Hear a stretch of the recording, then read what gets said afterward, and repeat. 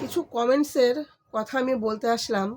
অনেকেই আমাকে কমেন্টস করেছে, দিদিভাই তুমি বাবার বাড়িতে থাকো কেন? দাদাভাই কি কাজ করতো?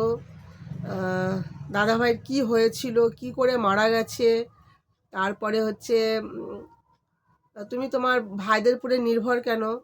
সব কমেন্টসের উত্তরগুলো আমি এক এক করে দেবো। তো দেখো, সবগুলো তো আর একসাথে বলা যাবে না। সবগুলো বলতে গেলে ধরো ভিডিওটা অনেক বড় হয়ে যাবে। আমি আজকে একটা কমেন্টসের উত্তর দেবো। প্রথম কথা হচ্ছে, তোমাদের দাদাভাইয়ের কি হয়েছিল?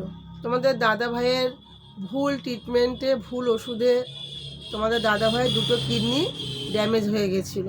দুটো কিডনি তোমাদের দাদাভাই 5 বছর ধরে ডায়ালিসিস চলছিল। 5 বছর ডায়ালিসিস চলতে চলতে তোমাদের দাদাভাই এক্সপায়ার করে যায়। কিন্তু তোমাদের দাদাভাই ডায়ালিসিসের কারণে মারা যায়নি, মারা গেছে অন্য একটা কারণে।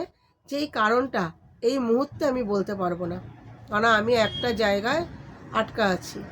সেটা আমার পারিবারিক দিক থেকে আটকানো আছে, যাই জন্য তোমাদেরকে আমি সেই কথাটা বলতে পারছি না। তবে সমস্যাটা আমি মিটে গেলে তাহলে তোমাদেরকে আমি অবশ্যই কিন্তু জানাবো যে ঠিক কী হয়েছিল।